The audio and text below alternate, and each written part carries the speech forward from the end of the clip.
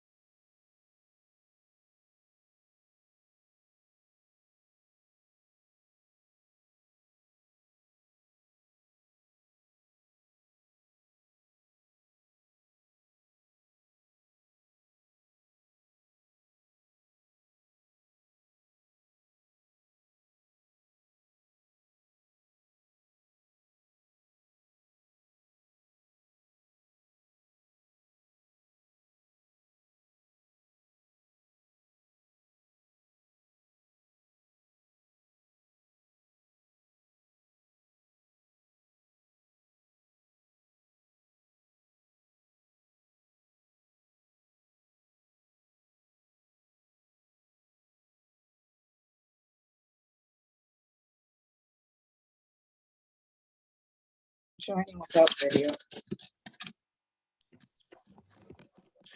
Hi, Valerie. Just want to get a radio check with you. I'm here. All right. Sounds good. We can hear you.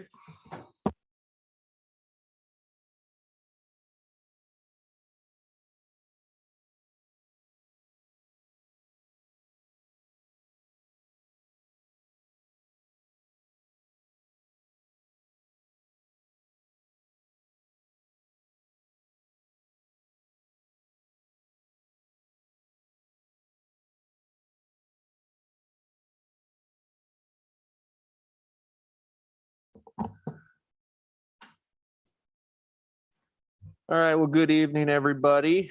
Thank you for coming this evening. I'll go ahead and call the meeting of Thursday, February 18th, 2021 to order. Please join me for a flag salute. I pledge allegiance to the flag of the United States of America and to the republic for which it stands, one nation, under God, indivisible, with liberty and justice for all. Sarah, roll call, please. Mayor Eisenbeis, Present. Mr. Christensen, Here. Ms. Nelson, Here. Mr. Knox, Here. Ms. Duncan. Here. Ms. Timshoot. Here. And Mr. Mosier will be absent this evening. Thank you. Any correspondence or agenda changes? Seeing none, that'll bring us to persons to be heard for any item not on tonight's agenda, not to exceed 3 minutes. Okay, seeing none, new business. So tonight we have 2 new business items. One is going to be a introductory meeting for the enterprise funds, along with a follow-up on the general funds. And then item B tonight is a general discussion direction of the budget as a whole in case we need it. We've had this in years past as a general catch-all. So for instance, if cruise ship news happened tonight, we would be able to go back and discuss that. So we don't have to use item B if we don't need it, but it's there if the assembly wants to follow up on any item related to the budget. So with that, I will turn it over to John to start us out on item A, which is a discussion direction decision on the budget on general fund and enterprise funds. Thank you. All right, thank you, Mayor. I think I sent you all a draft copy of the presentation last night, and I hope you had a chance to look through it. So you'll see this is our 3rd special budget meeting in the budget process. And as promised, we're coming back to do a follow-up on the general fund. And today we'll talk about the enterprise funds and some of our recommended rate changes for your consideration. Really not looking for hard decisions tonight, just looking for some overall guidance as we build that draft budget to bring forward for assembly approval. So with that, turn it over to Melissa and we can start the presentation. All right, just to run through the budget process, since it's kind of long, I've been putting it up in chunks.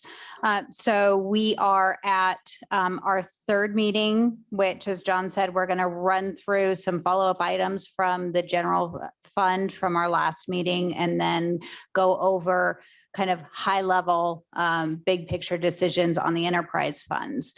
You have another meeting on school funding on February 25th, where that has pushed out when we're going to get you the draft administrator's budget for the general fund, just because we need a few days to put it all together after that final decision is made, or hopefully final. You have lots of time, but we're hoping to get more guidance after the February 25th meeting on school funding. Then we go on to the draft enterprise fund budget. So tonight we're looking for enough guidance that we can hopefully get some of the big picture things. Revenue is a big one to put in. If we can decide on rates now, that will give you a much closer to final draft when we put that together for March 10th. Then March 18th, we will go over that budget for the enterprise funds. We'll have April 1st, if we need it, we'll have a final budget meeting. We'll also go over all of the special revenue funds. Those don't generally take a lot of time, but there's a lot of them. And then May 11th will be the first reading of the budget ordinance. 2 weeks later would be the second. So that still leaves us a little bit of time. We have to have the budget finalized and 2 readings of the ordinance passed by the 10 days before the end of the fiscal year, or whatever is the draft budget at that time automatically goes forward. So for the general fund, as we, just as time goes by, there are changes. We're still looking at right around the $1.5 million deficit that we discussed in our general fund meeting. We have identified 2 capital projects. We have, this hall has some pretty serious finish issues with some of the cedar. And staff is very concerned that if that does not get taken care of, there's going to be permanent damage that will ultimately cost a lot more to repair. And then we're also proposing that we replace the very old carpet in City Hall. These are both projects that we propose funding out of the building maintenance fund. So there's not going to be an impact for FY22 on the general fund. It will be repaid, but it will be repaid over 5 years to the building maintenance fund. As we're working on that allocation model, we're getting a lot more comfortable that that fund has a reasonable fund balance that we've always hoped we would be able to use for projects like this, but we haven't been comfortable enough that the fund was not going to continue losing money to use that. And now that we have an allocation model that we're comfortable with, seems to be working, we're more comfortable tapping into that. So those 2 capital projects will show up in the capital project list for the general fund. However, there won't be the normal transfer out from the general fund, so it's not impacting the bottom line of the general fund. The next 2 items, we promised you some additional information in our last meeting. And so over the past couple of weeks, we've worked to pull that together. This is follow-up information on the 2 new positions that are filling these 2 positions that were proposed in the last general fund meeting. So the first one that we have is the assistant fire chief. Both of these are already budgeted in our preliminary budget. And some of the key points, key reasons that this one is being proposed is to ensure the continuity of command within the fire department. The salaried position will save about $15,000 to $20,000 in overtime. In analyzing when we last had an assistant fire chief, that was the savings that we saw. It would also support fire marshal duties. It would act as the training officer, which training in that department is very key. It would reduce the span of control for the fire chief from 13 to 6. This position would also lead fire investigations. It would also allow other staff time for critical tasks like maintaining and doing training on radios and civilian defense sirens. So can I ask a question about one of the items in there? The support for fire marshal duties, I'm assuming that's within the building department's fire marshal duties. Is that what we're referencing there? That was the issue I was about to address. So thank you for the question. Okay. Fire marshal duties right now are living within the buildings department. And Mr. Swadin has been taking on that really extra duty from beyond being a building inspector. However, you can't have that role completely live within the fire department because that's how you get a building permit, and we don't want to just tie building permits to the fire department. But if you look at other communities here and other municipalities, typically they have a working relationship between the fire department and the building department. So when that fire piece of a building inspection has to happen or a building permit is issued, the fire department is consulted to go in and check the smoke detectors and the appropriate number of egresses and make sure that things are up to fire code. But then the building department will still issue that permit. Does that answer your question?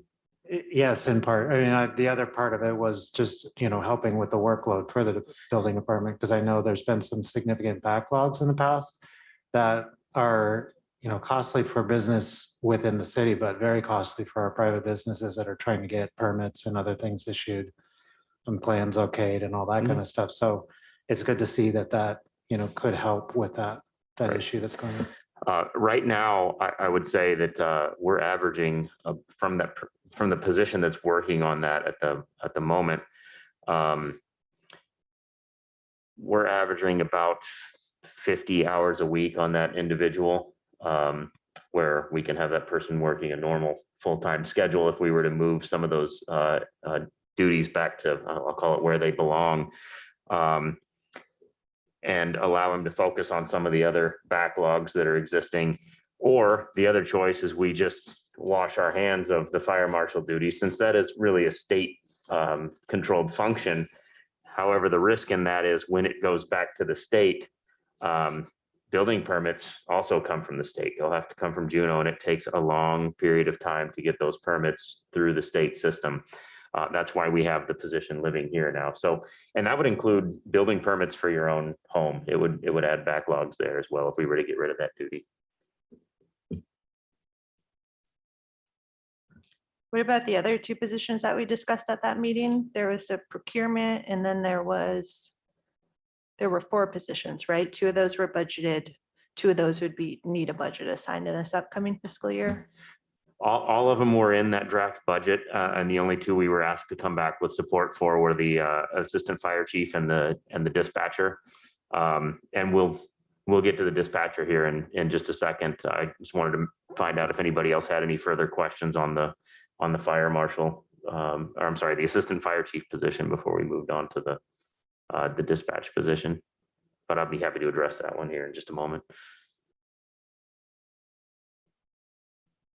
Okay. All right, so the additional 911 dispatcher kind of has 3 focuses of where it's going to improve operations. The first is centralizing fire and police dispatch.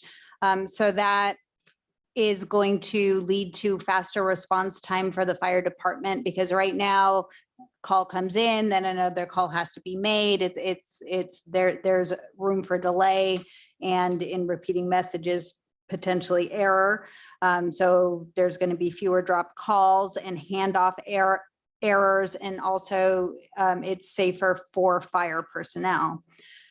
There's also within the dispatch area in general, there's a fairly significant turnover. So it's very frequent that we're not fully staffed there. There's a lot of times when we're in that situation where a dispatcher has to handle more than one emergency call. And there's also more overtime required, and they're especially, that happens when they're understaffed and when they're training staff, because a dispatcher requires a fair amount of training. To give you some context, last year there were 27,497 calls that came in. 2,805 of those were 911 calls, and dispatchers spent 16,380 hours on calls. So, there's definitely a lot of volume, and the need for an additional dispatcher has been identified in 5 different reports since 1988. A piece I would like to add to that, and we have Chief Beatty and Chief Warren here if necessary to answer any further questions about it. But and I can't speak as intelligently as they can about it. But when a call comes in at the fire department now, a member of that team that should be dispatching is there collecting information on the call instead of heading upstairs, gearing up and heading out. And on average, I would say that's about 5 minutes per call that person is gathering information instead of moving. If we can centralize that to a different area with somebody else who's not needing to gear up, you can tie this to human life, and I'm not trying to sound like an alarmist here, but it's 4 minutes of lack of oxygen to the brain can make a difference in a person's lifestyle if they survive. And any minute counts here when it comes to a response effort. So any minute that we can add to getting the fire department moving out the door quicker is very, very helpful to us and the public.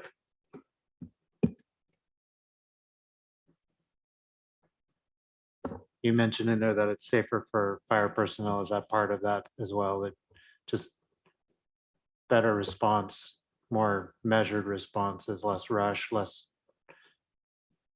opportunity for errors and other things like that? Or is there other factors there that would be an employee safety issue there? That's the way I look at it, is less rush if they're able to focus on getting geared up and getting out. And, I'll speak to my previous life. That's why we had people collecting the information on the calls while our air crews were heading out to the aircraft and getting the information en route, planning out our flights. That's the way I see our fire department operating as well. Instead of delaying time to get information and then trying to run and rush and potentially make mistakes along the way. This could obviously benefit them as well. In addition to the dispatcher, I'm assuming there would be some infrastructure costs involved with centralizing the dispatch. Is that detailed anywhere in the presentation, if there is any, or in the budget? I don't believe we planned on any infrastructure changes at this moment, just trying to get the position on board and where to locate it and how to do it. That might potentially be something you'll see in future years, but I think we have the infrastructure to make that happen now. But if the needs comes up, we can come forward with it. And also it's, again, we're so rarely fully staffed in this area. We have enough infrastructure to be fully staffed, but hopefully adding someone will reduce the workload and keep people longer, but it's also very likely that it's not always going to be fully staffed. So adding to this number doesn't mean that it's going to be 100% employment.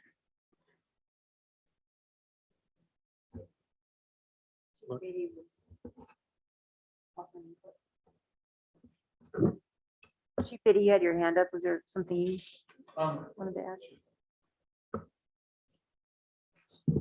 Thank you. I just wanted to add the other emphasis on safety for the firefighters is that they will have constant monitoring while on scene, and also the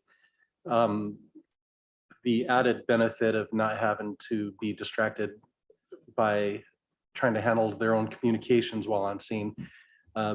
In just about any emergency that ever happens, communication is one of the first things that fail. And if you have one person who's having to divide his attention from communications to fighting a fire or providing life-saving efforts, that's could potentially be a safety issue for the firefighters. I just wanted to add that in addition to what Mr. Leach had pointed out.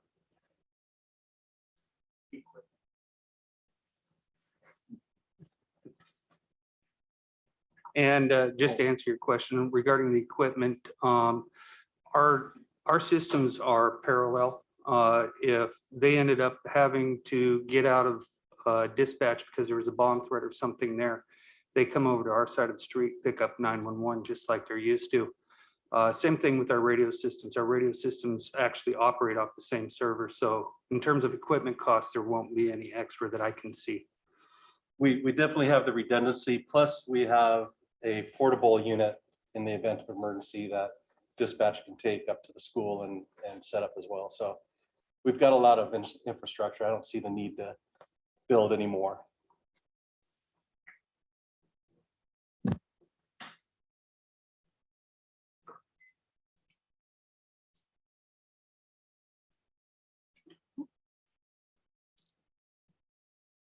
So I think that this wraps up the general fund follow-up items. Are there any other questions on general fund before we move into enterprise funds? The additional person will help with fewer drop calls and handoff errors because you have more staffing to support taking calls. Well, I believe, and again, this is when we're the experts can speak better to it, but we'll let them. Craig Warren, I guess I didn't introduce myself last time. Ma'am, currently all 911 calls go to the police department dispatch, and then the phone actually rings at the fire station. that's the handoff that sometimes gets missed. We know there's a call and we end up trying to call back on their business line. And they don't pick that up because they're on emergency line, which is still ringing at the fire hall. It doesn't happen often, but it does happen on occasion. Kind of what we were thinking about, the way we want to move toward it, and this isn't going to be a tomorrow or next week thing, this is going to be a phased in process, is that the dispatcher would take the call, get the information. The fire department doesn't have to take all of the same information. The dispatcher would actually, we call it dropping tones, do the tone out from their side, and the information gets relayed while they're dispatching all of the personnel, the volunteers and the on-staff personnel. Does that answer the question you were asking regarding transfers? Yes, that actually gets transferred to the fire department.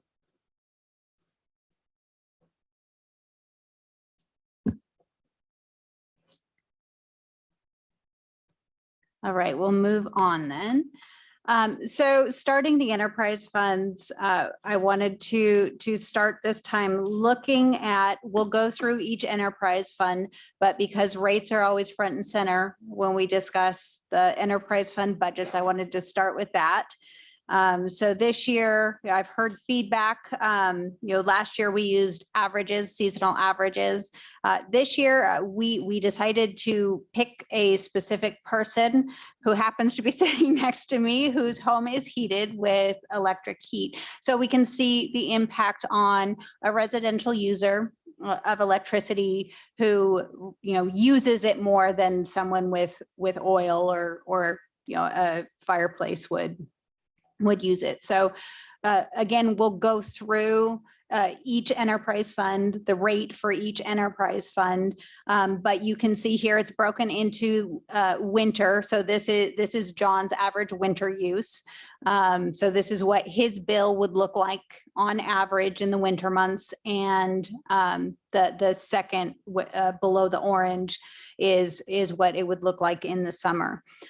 So you can see on average, each month in the winter months, he would be looking at about a $16 increase and $15 for summer, totaling about $186 over the course of the year with the rate increases that we're proposing today.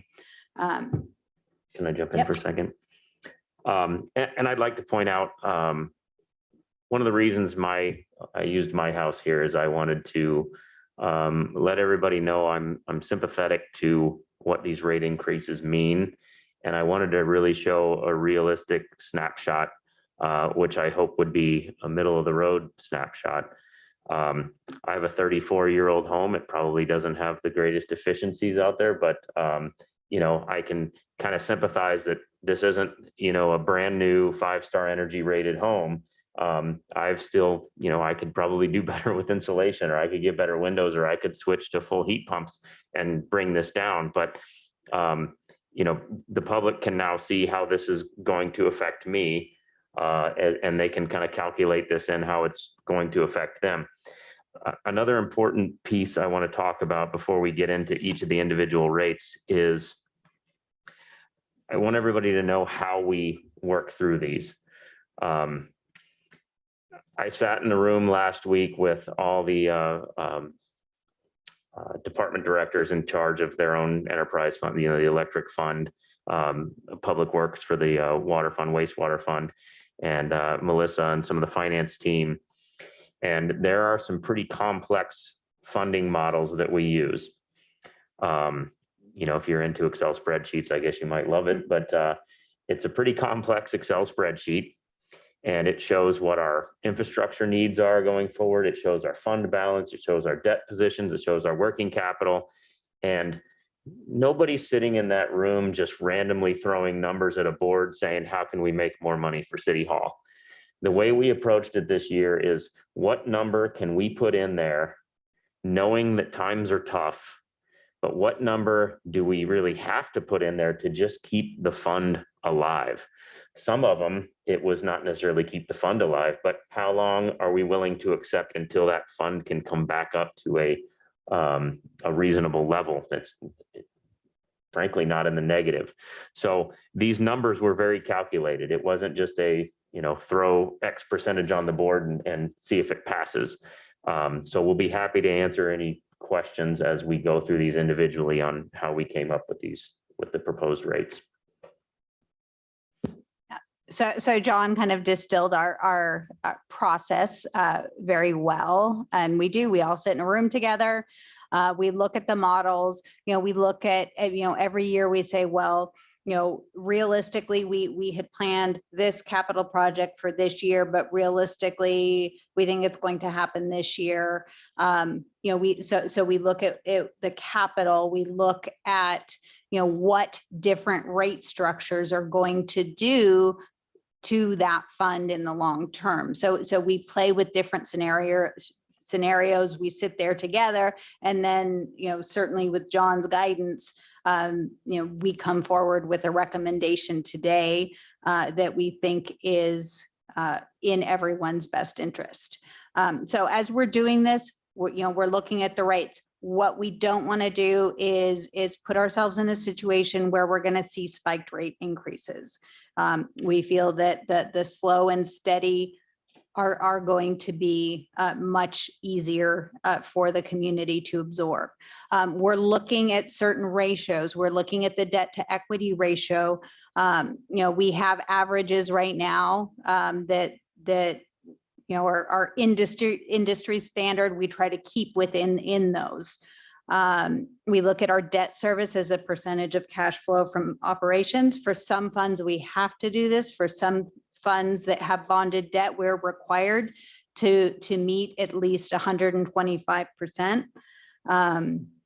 Other funds where we don't have bonded debt, but we do have debt, we like to keep an eye on it. The 125 is less strict there, but we certainly don't want to go below 100%, which would mean that we're eating into that fund's balance in order to pay our debt. And then we're always looking at the levels of working capital that the fund generates. We don't want a fund, we don't want a rate structure that is going to have, the water fund, saving up $100 million. But each fund does need some balance to make sure that if there are emergency repairs or, an unforeseen giant water break, that we can address that. Anytime you need to get debt, it takes time. So we have to have funds available to be able to quickly react. Some of the challenges around this are that these are kind of informal markers for us.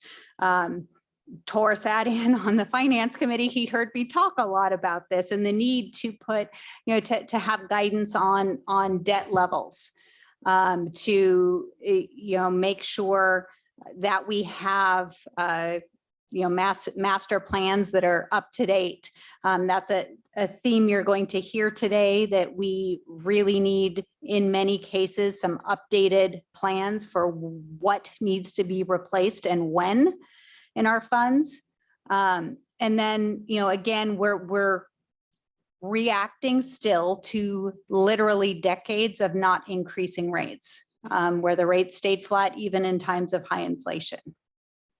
So that's the process that brings us to where we are today.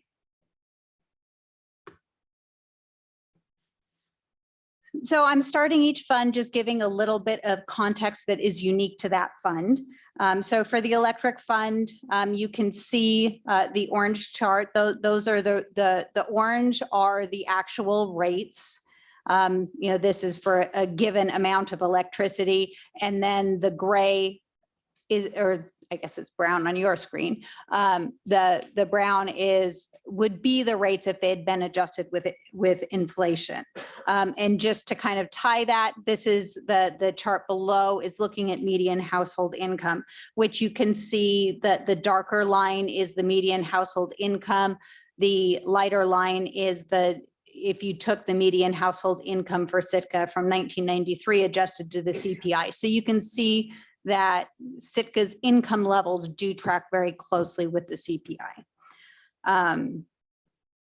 So again, that, this is kind of the visual representation of the context. You can see we had a number of recent years where we did have to have steep increases. You can see in the more recent years, we've kind of gotten onto just steady growth in rates. I think some of the, with the electric fund, this is one fund where we have no master plan, no specific long-term capital plan, and it is probably our most infrastructure intensive fund. So it's pretty critical that we invest in knowing exactly what needs to be replaced and when, because that's what drives the whole model. The operating expenses, they'll be up 1 year, down 1 year, but that's not what's driving the rates and the needs of the fund. So at our last meeting, we had a resolution looking for technical assistance. Is that going to help with determining, I mean, how do we get a master plan? Like, is that something done internally or do we? That pay for is something that we do have listed as a capital project for this year. I believe that if that did come to fruition, that would help the process and possibly defray the cost. But it's also not something that we can necessarily wait for. It's, in my opinion, it's very important because we're flying a little blind. We're proposing rate increases and we're investing in what we know are the immediate capital needs, but we don't have a good picture of the entire system. I mean, I think, even with the electric fund, even all of the poles. I mean, if you count the number of poles, it's a massive undertaking to replace those, and we don't want them to start falling. So we need to make sure that we've got that lined out and we know exactly what needs to be invested. And how often is a master plan like that typically updated or generated? Like, how is it we're without one? When did we miss a step? Well, I think a good example is the Harbor Fund. Their master plan is 10 years old and we're finding it's outdated. I think 10 years is a little long to go. We last year, I believe it was last year, or maybe it was, I think it was 21, passed part of the capital plans for water and wastewater was updating the master plans. Doing an initial one is a bigger undertaking. Then updating is a smaller one, but very important because industries change. And I think with harbors, we're seeing that the cost of replacing harbors is, it's not tracking the numbers they gave us in 2012. If you adjust for construction inflation, it's not quite enough. So again, with electric, we definitely want to avoid the spiked increases. And, My hand is up. Yeah, Valerie, please jump in.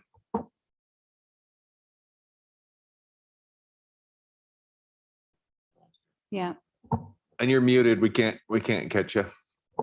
Sorry, I unmuted, but I think I'm getting a vibe that's saying I shouldn't be talking, but I'm wondering, where does the info come from as to the medium household income?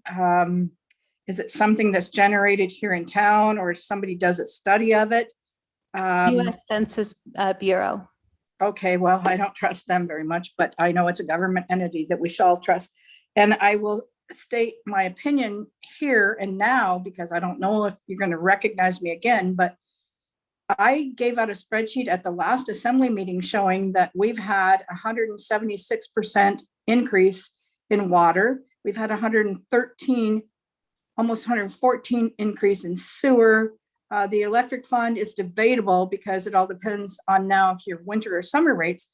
But I am hearing from people when I go to the grocery store, when I step out of the street, that please vote no on any increases. It's you keep saying that this comes from decades of not increasing rates. But if you look at that spreadsheet I passed out at the last meeting, rates have been increasing exponentially. And to think that $11 a month is nothing when people are in fixed incomes, I mean, this is just, and I really, really want to say I object to basing your data on the administrator's electrical bill is very, very wrong. He makes over 100 grand a year and a lot of people in the town don't. Thank you. Thanks, Valerie. And you're welcome to have the floor any other time you need it. I know you said you might not have a chance, but you most definitely have the ability. So another piece of what we're looking to do with the electric fund is really analyze the rate structure and some of the nuances of the rates. You know, one of the things that we're finding is that some of the island electricity is extremely expensive. Those lines running out there, they cost a lot to maintain. So it might need to be something that we look at. Do we need to have a different structure for rate structure? We haven't increased the customer fee for quite a number of years. And so this is something that is something that we need outside analysis experts on to help with that as well. So that's also included in the capital plan for this year. So what I have for each of the funds, this graph is actually distilled from the giant spreadsheets that John mentioned. And you know what it's good to look at is to see trends. So you can see, you know, the dark red line is kind of our cash flow from operations. And then the cumulative increase in rates is the more orange line. You know, that's when you don't want to see it spiking up too quickly. The green is our debt. So you can see that our debt is trending down for the fund. Again, this is our model and it's only as good as our capital plan. And since we don't yet have a very solid capital plan for electric, this is the best that we can do for right now. So the rate increase that we're proposing for FY22 is a 2.5% increase per kilowatt hour to the rate per kilowatt hour. And no increase to the customer fee. So we're, you know, fortunately, the fund is in a better position because we were able to refund our 2010 bonds. So that has definitely lowered the debt service, and it also lowered the level of debt. You can see that our debt from 2020 to 2021 jumps down, and that's even assuming that the USDA loan that we are still working on getting is fully expended. So that's unlikely to happen by the end of fiscal 21. But it's still, it's a good trend there. I think one of the big concerns with the electric fund is that we're not generating enough working capital to be able to really invest in our infrastructure. But again, we need that plan to really nail down, you know, the path forward to replace it. Also staffing, they're still having a very hard time hiring staff. So here we have the list of the capital that is being proposed for this fiscal year. There are two on here. You'll see the top one would be the master plan and rate study. You know, that there's a number of other items. I'm happy to answer questions on any of those. I'm sure Scott would too. The biggest items in here are the feeder improvements and island improvements. Those are ongoing and require kind of constant investment. There's also two in here that we know are coming, but we're not at a point where we have solid numbers. So those would probably come forward as a supplemental appropriation. But we wanted to let you know that they're on the horizon and would eventually be coming forward, whether or not it could happen during this budget process, but it may well happen as a supplemental appropriation. For the Green Lake Road rehab, are we talking 100,000, 500,000, $1 million? I think it could go anywhere in there. It could That's a be. big range. Yes, that's why we don't have a number in here yet, is because we need to look at it more. I think the minimum would be around 200,000.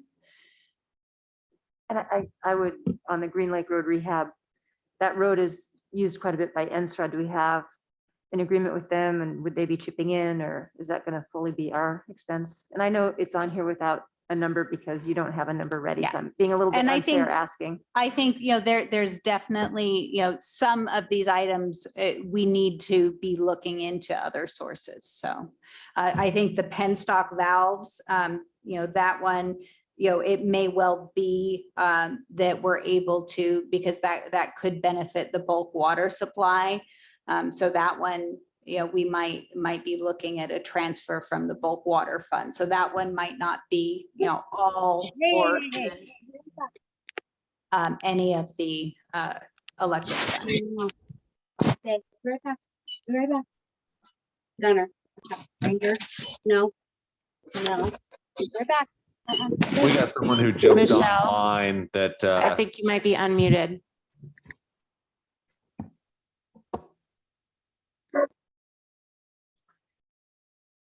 thank you.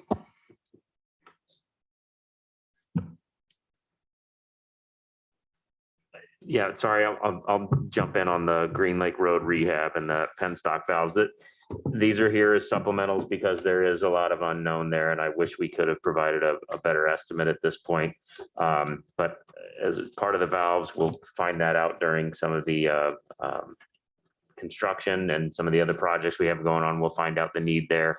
And the Green Lake Road rehab, yes, there are some other parties we'll need to discuss this over with. And there have been some repairs made along the way because part of the road washed out during the heavy storms we had in November and December. So we'll need to get a better look at that and an estimate before we can bring you a more reliable number. Yeah, it's a little unfair to go into that. I'm sorry. The TBD versus the 80003, are those funds that the money's coming from, or what are those numbers? Those are project tracking numbers. So each capital project has a number where we track expenses and time. And these ones, they don't get a number until they've been approved. So all of the ones that have numbers are projects that are ongoing. In some cases, they're projects that have been open for decades and they just need, the island improvements, for example, has been going on for many, many years. But each year money is added when needed. Okay, thanks. So in addition to capital, there are a few year-to-year changes. So these are the things that operationally are being proposed in the budget that would be different from the prior year. And so we're just trying to bring these forward for decision as early as possible.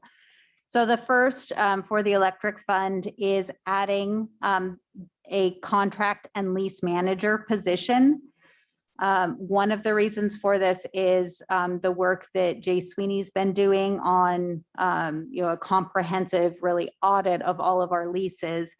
And, in doing that, he identified 235,000 that hadn't been billed, that it was a lease managed by the electric fund, and due to turnover, that just got lost. And there's, right now, the lease management is happening as it can by other positions within that department. And it really doesn't make sense to be pulling those staff people away to manage leases. They're generally higher paid staff being paid to do other things. So the proposal here is to add this position. The rate would be a position that would be about $36,000 $75 an hour. Just to add to this, the important part to note here is in that lease compliance effort, you'll see that there's a year-to-year gain now that we were not experiencing at one point, and we're looking at upwards of $100,000 a year in revenue now that these leases and contracts are in order. And to be able to have that position to continually manage that, this is also going to be part of our centralization of procurement. It's no secret that Electric and Public Works does the majority of our contracting here. Public Works has a great contract manager over there who really just works nonstop on these things and supports the other departments when she's able to. And with the amount of contracts that come from the electric department, it'd be nice if they had that same level of support there. And as I explained in some of the previous meetings, those contract managers would then filter through that centralized procurement position in finance where they get everything signed and tracked and billed appropriately, is how I want the position to work. Some other things to add on to what Melissa said. Over this past year, we've had some challenges filling current positions in the electric department, which saves us some of the funding from this previous year with the vacancies. But we no longer have a deputy generation systems manager, and we've had the T&D position vacant for some time as well. So again, this was very calculated. It's not necessarily just an add-on position. There were, the funds were considered and what kind of money was coming in before we proposed bringing on this position. The other year-to-year change would be an increased wage for line crew to match what is being offered by the IBEW union. Right now we are unable to hire line crew. And so, it's not a service that we can do without. So we have been having to contract this out and bring in temps to do this, which costs us a lot more. I did an analysis and the hourly cost is $131 an hour for a NECA temp. If we increased the base rate for our line crew, which our utility director feels we would be able to attract staff here at that rate. The cost to us would be about $92 an hour if they were on a family health plan. And so it would probably be about $70,000 for a fully staffed year would be the total cost of this. It ensures that we're hiring, good line crew, people who are trained and responsible. The other thing is right now we're paying these NECA temps, they're taking their money out of Sitka. They might be spending some of it while they're here, but hiring someone who lives here, it keeps the money in town. Yeah, I just want to add, when we hire those NECA temps, we again pay them while they're here, and then we pay the travel costs and pay their per diem while they're here, and then that money it leaves the town. So from a bottom line, you've outlined that it would be about a $70,000 funding increase to the IBEW haul rates. What is the overall savings, including all the travel costs and all the other per diem, other expenses that we end up paying out to the contract workers? What would the overall savings be then? Yeah, I don't have that. I mean, at this point, we're not, fully staffing. We're doing, what we have to do with them. But we're also, so we kind of have opportunity cost happening where we're doing the minimum. But I can definitely, crunch what those numbers would be and Yeah. I wouldn't, yeah. It'd be I wouldn't ask you significant though. Yeah, okay. I wouldn't ask you to guess. So it would be interesting to see those numbers. So matching the rate would entice somebody to apply. What is our rate? It's not 5904. What are we trying to I offer at this point in believe it's time? about a $7 increase. I'm sorry, I meant to put that in there. So for our average lane crew, I believe it would be it. But let me check this. I'm pretty sure I have it here. Okay. Scott will know it probably faster than I can find it.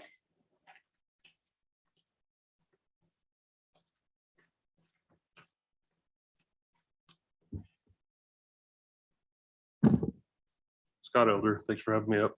You're gonna have to repeat that question. I was just doing some quick math in my head. And if you look at the differential between the 132 and the 90, or sorry, the 131 and the 92, you're roughly 39. If you rounded it up to 40 and you say there's 2,080 hours in a year, that gives you roughly $80,000 per person on top of what our regular guys would cost us at that. Right now we have two, so there's $160,000. Just quick math if you wanted to know the cost savings. What was the second question? I'm sorry, I was doing that in my head when you asked. Scott, aren't we also paying for housing and things for those people? That's part of that package. Is that part of the 131? Yeah, It is. yeah. It's factored in. The question was the increase from what the standard rate is now to the. new- Oh, I just- I have that somewhere. Give me we'll Just see a if second.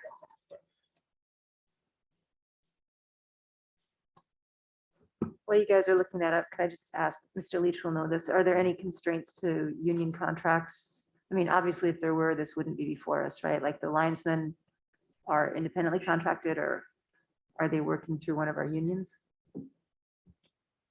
That's gonna have to be another question for Scott Sorry. as well. Okay, let me answer the first one real quick. I think I can answer that one. We certainly can't pay below the negotiated rate, but we can pay above.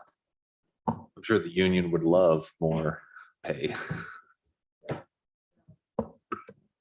familiar with the union that doesn't support having differentials for individual people, but that's because everybody's doing the same basic job. So here. Yes, understood. I know there are different gradients within the electrical department. So on wages, a quick difference. So it's a little bit fuzzy because we go through different pay adjustments and we have a different schedule than they have. But let's just call it roughly right now, they're being paid out of the hall $6 an hour more. Before this will be affected, it's going to go up another $3 an hour. So if you just said and change. So if you said roughly a $10 an hour difference, that's what we're looking at on the paycheck, not the rest of the package. They have a very healthy package. So just to share with you, the two complaints as I'm trying to recruit and bring people into town that I get is one, your wage is low. And then two, the retirement compared to what they are used to getting, they have a very good retirement through the IBEW. And because many of these people that we would be trying to attract would have to step away from that retirement and take a different retirement, having different amount of money going in it, as well as being just a different retirement is something that turns people off in trying to recruit. And so those are the two complaints that I get. If we come up on the paycheck, I think that all things being equal, there is a benefit, by the way, and so I don't want to make everything sound bad. There's a benefit in having to work for one employer and know where you're going to work every morning. And so when we talk about the differences in retirement, while they may have it better in the hall, what we have to offer then is a quality of life difference that helps us to recruit those people. And so by coming up on one side of that, I think that our recruitability goes really well.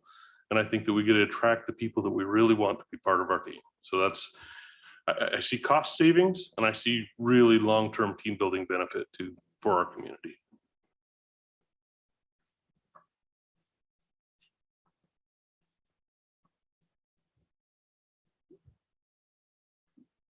Any other questions or shall we move on? All right, next we have water fund. So the context that we're going into FY22 with the water fund is that last year our models showed that a 5% increase. We did a 2% last year. This fund is generating working capital as we're right now spending on the critical secondary water filtration plant. And we are gearing up to be able to pay that debt service. Good news is, and it's still very early in the project, but we're hoping to not have to spend the full critical secondary water. It's trending in the right direction there, so that definitely helps. This is another one we need to update the infrastructure plan. Right now, we have some placeholders in there. We need to kind of firm that up and get our timelines more nailed down. Again, the funds were already appropriated for that, so that should be moving forward. So for the water fund, we're proposing a 4% rate increase for this year. It would also be 4% next year and then starting to fall from there. The only capital project that we are looking at this year is investment in data and asset management, which will also help us significantly in tracking our physical assets and their timeline, and really keeping those assets as healthy as they can, making sure we have timely programmed preventative maintenance and that kind of thing. So you can see here, the green line, the debt, we are, you can see that, in 2029-ish, we boost up our debt. So we continue to rely on the Clean Water Fund, low interest loans here. But generally our debt is trending down, and we do start to build some working capital so that we're able to rely a bit more on working capital as well. Can I ask a quick question? Yeah. I just want to confirm that jump up 21 to 22 was the wastewater treatment plant, or what caused that huge increase? That would be critical secondary water. So that's the debt as we're spending down. It's a reimbursable loan. So we're starting to spend that, which increases our debt in 2021. That will likely kick in. We'll start repaying that in 2022. It might be 2023, but. Okay, thanks. And then since we are at the top of the hour, we'll go ahead and take a 5-minute break. So thank you.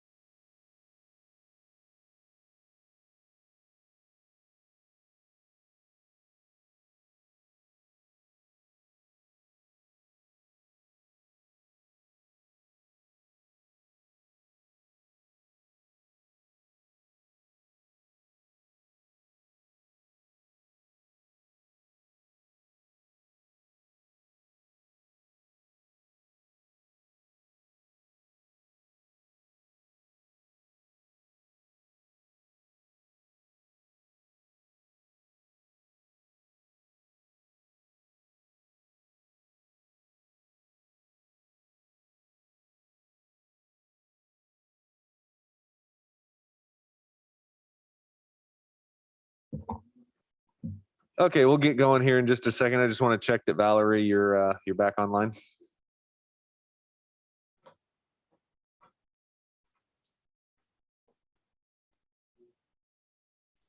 Yes, I'm here. Oh, all right. Sounds good. Thank you. We'll go ahead and continue then. All right, we'll move on with the wastewater fund. Similar to the water fund, the increase last year was 2% rather than 5.5% that the model would have encouraged. Again, this is a fund that it needs working capital to cover its debt service and make sure that there's enough for an emergency. And it needs to revise its infrastructure fund. And again, those funds have already been appropriated.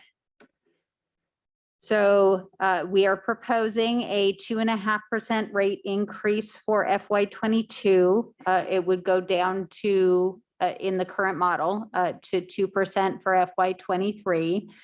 You can see that this fund is relying pretty heavily on debt. Our green lines, are not falling the way some other funds are. We're really relying on the low interest clean water loans here to fund the projects. The capital projects proposed for FY22 are again the asset management, the same as with water. A sludge thickener catwalk replacement, which I have no idea what that is. So I can't help you there. I'm curious though. And then the Thompson Harbor Lift Station rehabilitation project, which is an additional $420,000 for FY22. There would be a subsequent appropriation in FY23 as well for that one. The 420, I believe, gets us through design. Is that the one that most recently failed? Yes. Okay. And they did emergency repairs, which Right. certainly extended the life, but it was already planned, I believe, in this time frame. So Because aren't there multiple lift stations there? Are there two? I think there's There only two, or is it just one. the one? I think it was one. Okay. Okay. Any other questions on wastewater? It's not specific to wastewater, but I'm digging through my papers here and not finding it. Do we have a meeting specifically on capital budget? No, we don't. So we're seeing these things embedded here. Yes.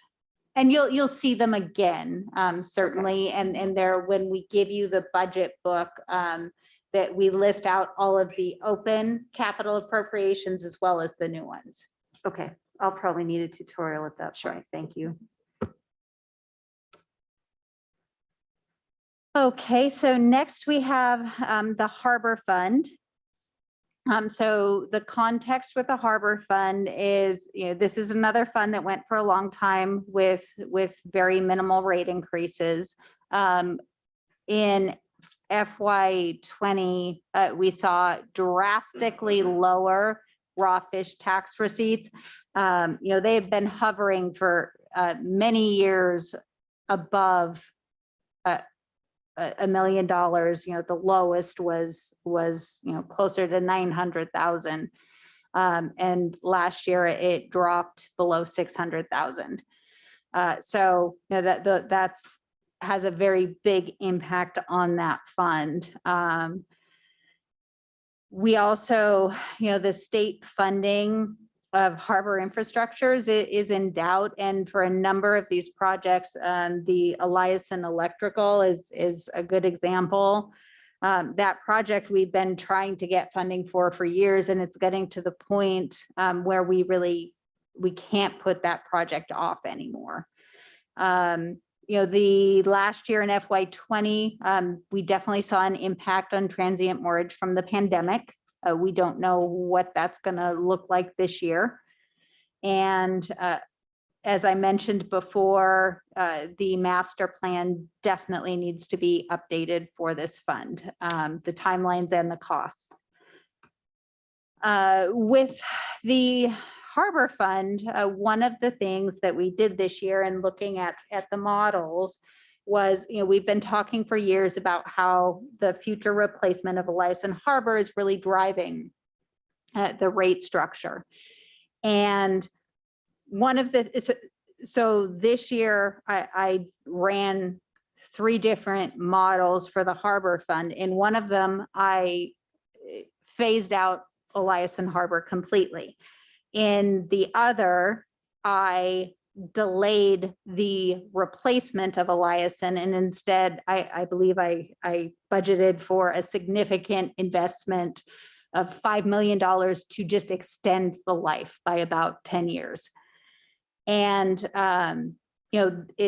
that model, so the first one with the big spikes that you see and the debt going up over $50 million, the status quo model, it's that one has the high, that 6.3% increase over years and years that we've been talking about. If we're able to delay Eliason, the proposed rate structures, we need a lot less. Our debt ends up being a lot less. We're able to generate, the fund generates enough working capital that we don't have to take out as much debt. And you can see before we do in 2046 eventually have to take on more debt for the second phase of Eliason, we've mostly paid off our existing debt. So it's a much better scenario. However, I am not an engineer. I have no idea how much it would actually cost or if it would be feasible to be able to do that. So one of the things that we want to do as we go into next year and update the master plan is give very specific guidance to look into that possibility. Because we've been talking about the impact that Eliason has for so long that we need to see if there's anything we can do. Otherwise, we have to decide if we're willing to adopt the higher rate increases and go forward with that, or let Eliason phase out as it becomes too risky to keep it open. So the Port and Harbor Commission this year reaffirmed their commitment to last year. They recommended 5% increases for 21, 22, and 23. They reaffirmed the 5% increase for 22 and 23. No matter what, the 5% is going to set us up to be in a better position in the future, even if we end up, being able to delay Eliason. This will, make sure that we're on a better path forward. They also support the revision of the master plan with an emphasis on looking at the possibility of extending the life and what we would need to do to extend the life of Eliason. So for capital, we have $100,000 for an update of the master plan. We hope it's not going to cost the full 100,000 because we don't have to completely redo the plan. It's really just looking at the financial piece there. We have a $3.5 million for the Eliason electrical project. We are hearing that there's the possibility that the state is going to do a geo bonding and possibly fund this project. I can't find anything in writing yet, but that's something that, as the state's budget firms up, we're going to be looking really closely at that. And definitely, if we don't have to spend, if we have to spend an additional $3.5 million on that project, it hits the working capital of the fund very hard.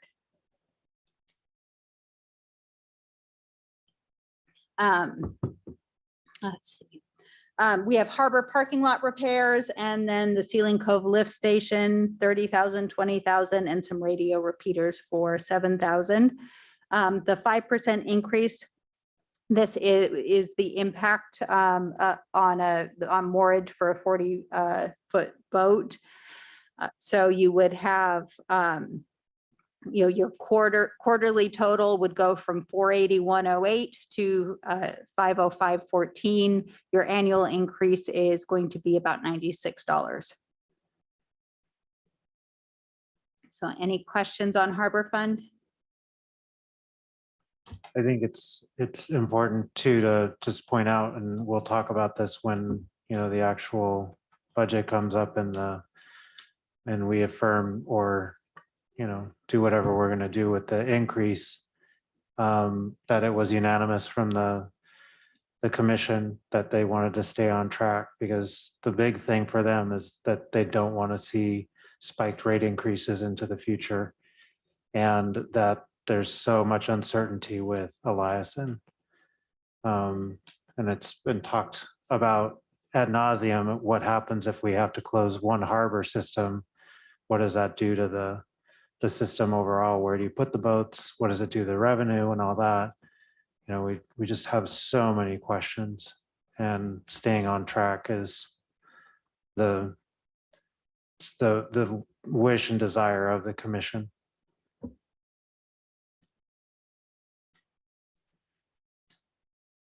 And moving on to the solid waste fund.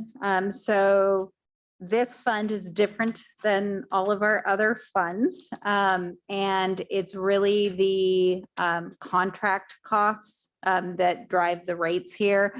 This is the fund that has been in a negative cash position. And so right now we're the plan is to kind of get this fund to get its head above water. So you get a different chart with this one. The other chart doesn't tell you really much of anything about this fund. So you can see here the operating expenses are the blue, the operating revenue is the red, and we just in FY20 really finally kind of got the fund's head above water, but it's been negative long enough that it's going to take a while to get out of the red. So we had originally said that we would be increasing probably 5.5% this year. Instead, we're proposing a 4.5% over the next 3 years, assuming inflation stays about where it is, just to kind of flatten the impact of those increases.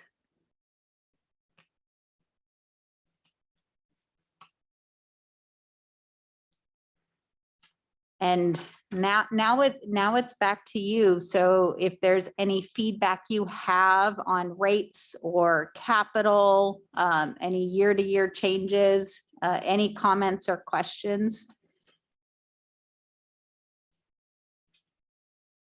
And this will help us really form the budget that we'll come forward with next.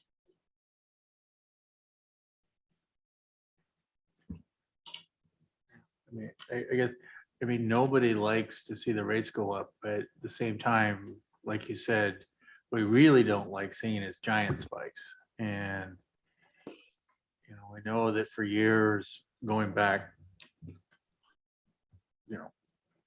more probably 40 years, we really had rates that were artificially low. And it seems like you've managed to find the rates that are as low, as low as you can. I don't think most of the rates were 2.5% thereabouts. And are they actually keeping up with inflation? Or, okay. Right now they are, yes. Okay, so I mean, we need to keep up with inflation, and I don't see any. I don't see any other way. So.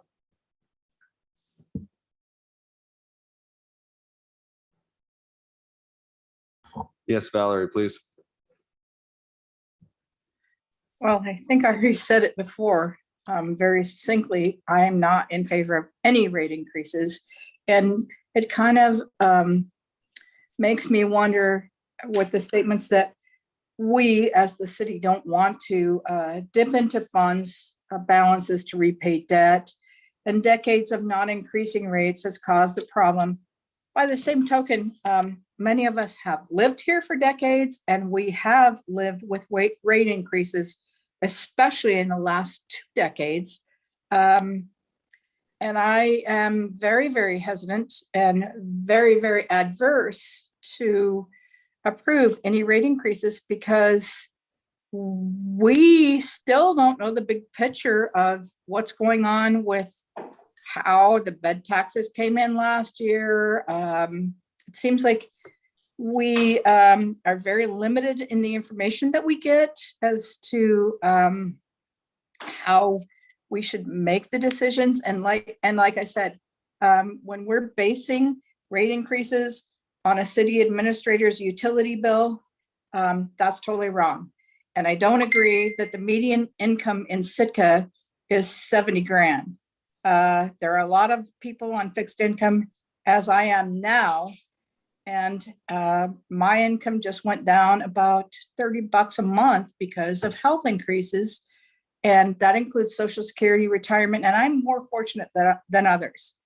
And there are just a lot of people that can't afford to pay for a cup of coffee. Thank you.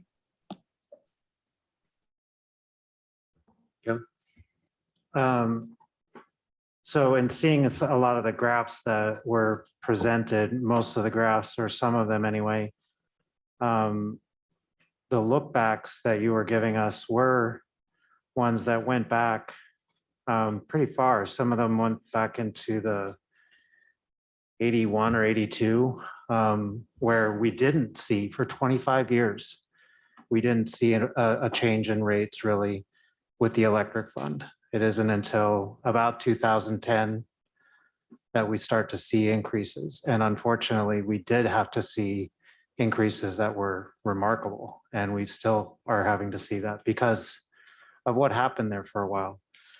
I personally thought the snapshot of the household was an interesting snapshot.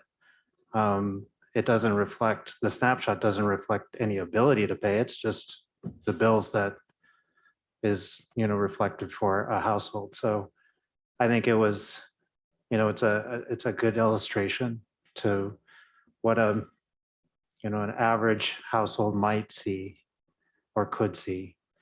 We have, of course, an incredible diversity of households here in Sitka, and none of this is absolute for anybody, but it's also hard to be able to come forward with any kinds of absolutes here.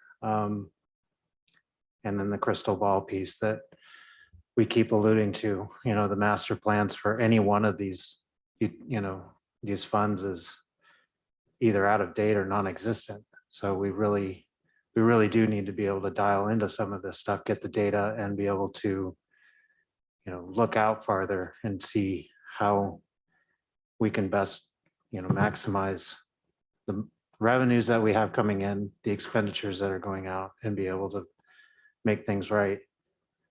I don't have any recommendations necessarily over what I would like to see over what has been presented here. And I think it is a good look at, trying to make this as reasonable as possible and still do what we need to do for our community. I appreciate the work. Thanks. Yeah, John. I do want to add a couple things if I can. I apologize if I'm speaking out of turn here. If showing my scenario seemed to be insensitive, I would like to mirror what Mr. Knox says. If we need to look at it in a term of the home and the average bill, a family of 4 and a 34-year-old house, 3-bedroom, 2.5 bath, 2,000 square foot home that's all electric. That's what I would use to base it on, not who's living in it. I considered that to be kind of an average snapshot of an average family. rate increases are difficult anywhere we live. These are difficult decisions, and that's why the assembly gets paid the big bucks to help guide us on where we need to go with this. We've talked before in our previous budget sessions about our core responsibilities in the city, and it's our public infrastructure, public safety, and education. And this public infrastructure, although it's not typical for a municipality to own this level of public infrastructure, it is ours. And our only other option, if we can't keep it alive, is to sell our electric utility to a private organization, to sell our harbors to a private organization, or to set up a port authority and have someone else manage it. And then that rate increase would be out of your hands. But I'm fairly confident in saying that there would be rate increases if it's a for-profit industry running this. They're going to have to keep their fund healthy. So again, I know it's a tough decision, and I want to just reassure you that we've come forward with the most reasonable level we could to keep the fund alive.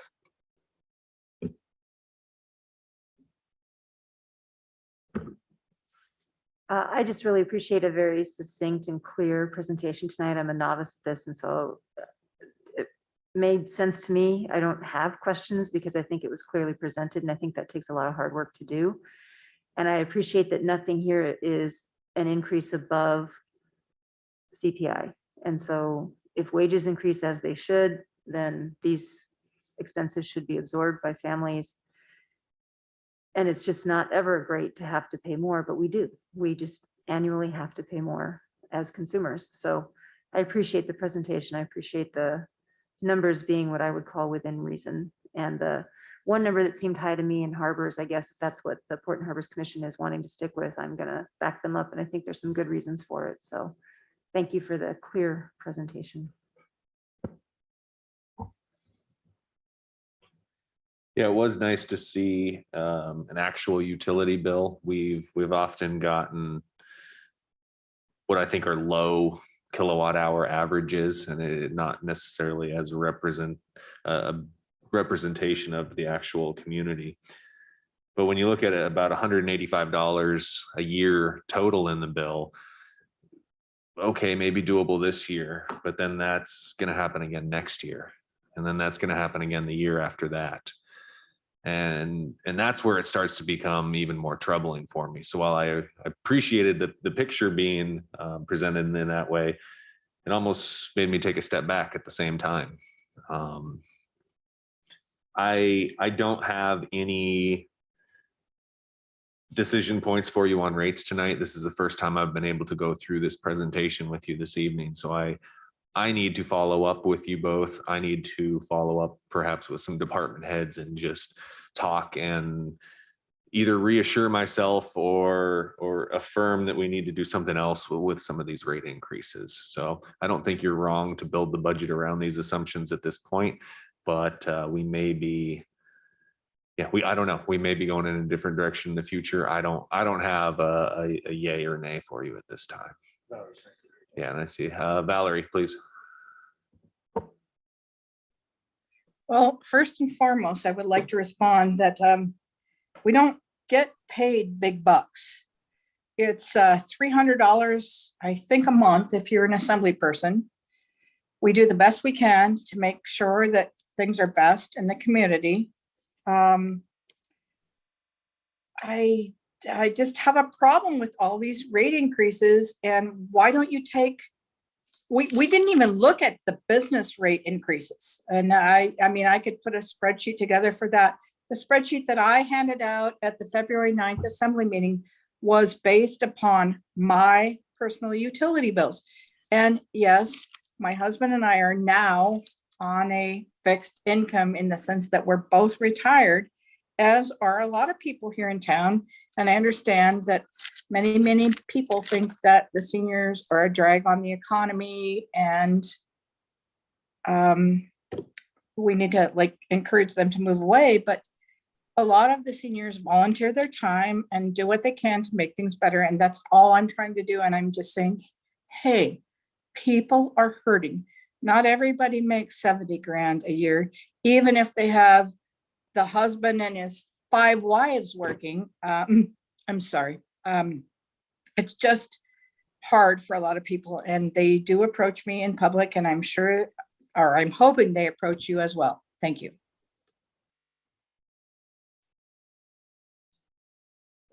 Sorry to jump back in, but I really appreciated getting that document last week from Member Nelson. And I just wanted to point out, she's exactly correct. Rates have gone up starting in 2010, which is when her graph started. And so, you know, I think we're all saying the same thing, just saying it from different perspectives. So there was a very long period of time where our rates did not go up, and that's got to be reckoned with at some point. And so I appreciated getting that document because it does document the increases that people have endured in the last decade. Thanks. And I guess I just want to add to the conversation. So she said people are approaching her with recommendations, don't increase rates. What is the solution then? I'm really curious because I think that's a fair statement. We should just leave the rates as is, but we can't do that. What is the trade-off? And so she mentioned many people are approaching her. I'm not sure I heard in lieu of increasing rates, here's what we can do. And I'm trying to find that solution. So I love that she's offering feedback, and I'm trying to brainstorm. To me, it makes sense to increase rates consistently. None of us want to do it. So I'm open to hearing further discussion and feedback about what community members are recommending if they want to keep the rates flat. How do we do that? I think that's an outstanding point is how can we keep the rates flat? You know, what are the solutions for that? And it takes more than the 7 of us to figure that out. It takes more than the staff members to figure that out. You know, what can we do with our garbage, our waste stream in order to lower the poundages that we're shipping out every month? Creative solutions like that are gonna have an impact for sure. So. Is there anything else from the assembly on new business item A? I'd very much like to thank you for the presentation. Sorry we didn't have any more solid feedback for you, but I think if the next meeting, if it comes forward as is, I think that's another great starting point for some more further conversation. So thank you. So that'll bring us to item B, which is a discussion direction of the entire budget as a whole. So does anybody have anything for this item that they'd like to talk about tonight? That can even be questions for staff while they're here. We don't always get graced with the presence of Stan Eliason, so. Valerie, please. I would just like to see an update of what the ramifications were of the COVID lockdowns and how much a difference in the bed tax or visitor tax or whatever we call it was between fiscal year 19 and fiscal year 20 or 21.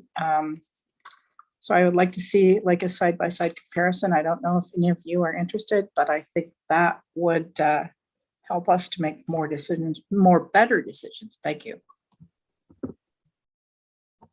Valerie, I heard you correctly. The bed, you want year to year for the bed tax? Yes, thank you. Okay. John, you got that? Yeah, we are currently working on that. We want to do a close look at the Visitor Enhancement Fund, and that's we had some sales tax system crash issues that we're working through, but we are putting those numbers together because we're interested in seeing that same information. Yeah, please. The flat rate that we pay for water, I know we have a lot of water here, but it seems like, let me be really clear, I'm not saying we need to start charging people for water right now, but down the road, would there be something to be gained in conserving water? And has that been looked at? I think one of the challenges there is the cost to add meters to every household would be an extremely significant cost for the fund. As far as I know, and that would probably be a question for Scott or Michael in terms of the benefit of saving water. Rebecca, I can kind of answer it because we've asked that same question in the past. And because the cost of waterfront is the moving the water, it's not the actual water. And I forget, the electrical director at the time said that, heating water uses a whole lot more water than the water we're using in our house, because they talked about how many gallons had to go through the turbines just to heat your hot water heater. And it dwarfed the amount that you actually used as water. Well, I guess I'm looking at the wastewater treatment plant just got overhauled and, if we were using less water with less flow through there, will we not need an upgrade to that? Could we save ourselves 10 years on the next upgrade to that? Or I'm just looking at what other places do and we don't do it. And so, yeah, the meters would be a significant issue, I'm sure. One of the other places that we use that uses a lot of water, and we may have a little bit of a fix in that we have, pretty new systems in Crescent Harbor, as our harbors actually use a tremendous amount of water because they use water, but also there's a lot of leaks. And Crescent was notorious for that. And the stormwater was also another big issue, is if we could get stormwater not going through the treatment plant, that would make a big difference. Yes, Valerie. As far as water, there are many other harbors in town that have leaks. The faucets are on because the taps can't be turned off or whatever, and it runs into the ocean or whatever. But the spreadsheet that I passed out to you, all of you, showed that in 2010 we were paying $18.25 a month for water. In 2020, we're paying $50.44 per month for water. So in a town or a community where we have rainfall that's excessive, and thank goodness for it lately because it's melting all the ice away, it's hard for people to understand why it's more than doubled, almost quadrupled or tripled or whatever. It's just not right. We need, if it costs a lot to put meters in, then maybe we should do it and figure out where the leaks are going. I'm not sure that's what we want, but to go from $18 in 2010 to $50 in 2020 to me is just a travesty. Thank you. Kevin? I kind of want to give Michael maybe a chance to come up, because I think one of the things that we see with the water fund in particular is regulation actually drives a lot of the costs. And like what Tora was saying, it's the delivery and it's regulation. The fact that we have to have a secondary water treatment plant, purely regulation.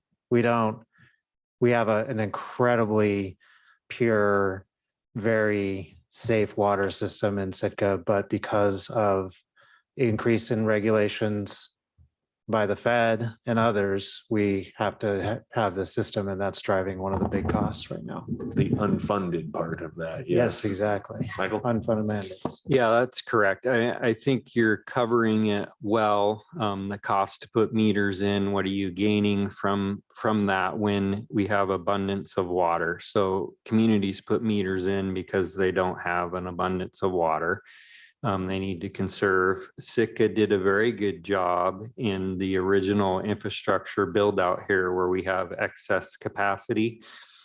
So we have tremendous excess capacity in our wastewater treatment plant. So our upgrades have nothing to do with capacity and flow issues there. Our water system's designed where we can have continued growth for the most part there as well. So it's just what Mr. Christensen said, our cost is to move that water. We put very little into it. You have a little bit of cost for the fluoride and the chlorine, but that's such small numbers. there is one area, but it just moves the cost from one point to another is the Harbor Department does not pay for their water and they're metered. So we know how much that is and it's a significant dollar amount. And, you know, from our standpoint of being a water enterprise, that's what I'm responsible for. That's off to me. And there are use issues with the harbors that a lot of flows going out. And so that those numbers, when we look at them, they're significant. You could actually reduce your rates if you fix that, but that's, you know, that shifts the cost to the harbor users. So that's a hard, their rates are going to have to go up to cover that. So it's been a hard issue to deal with. It's been talked about for years, whether they should be getting that for free.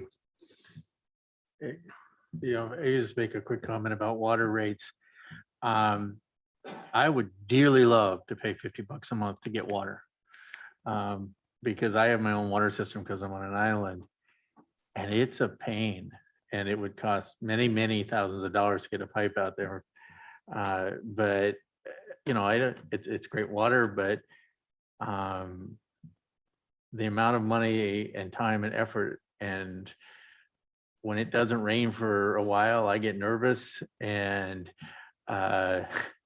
you know, we start, and in the middle of the summer, I'm often saying we really got to save water. So, and I've got a lot of storage. So we need to remember just how nice, how cool it is that we have a water department and electrical and wastewater that when you turn on the faucet, water comes out. You know, it's I'm not saying that it's not a burden to everybody to have to pay. I'm saying that just we need to remember that we are lucky that our utilities work. Valerie, you had something? Yes, I will add, I lived on an island as a child, probably in the 6th grade. I can't remember how many years. My mother was a gypsy, so to speak, and we weren't in the realm of, we got utilities provided or water or sewer. We were across Eastern Channel over by Alakina, and people make those choices. We can't expect the government to fix everything that doesn't work or everything that we want to be provided with. Not many people on islands have like the sewer system. Not many people on islands have the electrical distribution system. And those that do, I think probably paid for most of it on their own. And I just feel that we're getting into too many situations where we can't fix everything. We can't keep everybody from dying. We can't give them all free water, free sewer, free electricity. So we just need to be cognizant. I mean, Mr. Christensen, or Assembly Member Christensen, you knew you lived on an island a long time ago. You made that choice. It's not the city's responsibility to give you water or power or electricity. By your initiative, that's something that people need to figure out. Thank you. That's for the point. That's totally not what I was saying. I was just saying it's really cool that we have working utilities, and I have experience what it's like to not have that. Is there any other general municipal budget items tonight?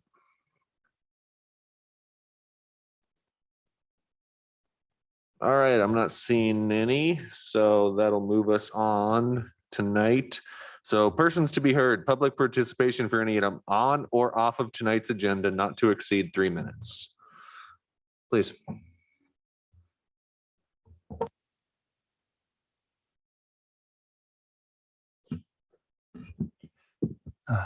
Good evening, Richard Ween. I'm glad to hear about the amount of water that has to go through to heat it, amount that has to go through the generators in order to heat my my water in my home. And so I understand cold showers are healthy and very Nordic. And so I might decide to do that invigorating exercise. It's important to know for a wrap up for tonight, and that is basically the reports tonight indicated the addition of 3 FTEs. It talked about increases in salary for various people, and basically increase in rates in all the enterprise funds. That's kind of the wrap up for tonight. But it's important to have to be able to tie this to the general economy. I'm sure you know what happened in Texas, for example. 40% of the nation's oil supply just kind of stopped. I do follow the markets, and Brent crude and West Texas Intermediate are up. These things all affect our cost of living here, as does every time the Fed prints money, and we're having one stimulus come out rated at 1.9 trillion, and there's another one at 3 trillion. And all these things have a cumulative effect on our economy, and especially in Sitka, which is very sensitive to transportation of goods, et cetera. So all of these things are additive, and you have to think about that. If you'd like some solutions on how to save money, I have said for years that we need to be waste independent here on Sitka, because it may, at some point, we may not be able to dump our trash in other states. And so therefore, a comprehensive waste management plan needs to be made. At one time, I was told that the contracts that we got for waste were as good as they get. Well, we're seeing exactly how good that is. And by the way, the secondary water supply is a self-inflicted wound. Our turbidity problem had to do with water motion up at Blue Lake, for example. It did not have to do with E. coli or viral things that happen in places like Detroit. And I think it is a failure of our putting heat on, but also the congressional delegation and the legislature for not going to bat for us for FERC issues. And I think this could have been handled in a different way. And that just cost us $18 million in debt. So thank you. Thank you. Any other comments on or off tonight's agenda? I can do.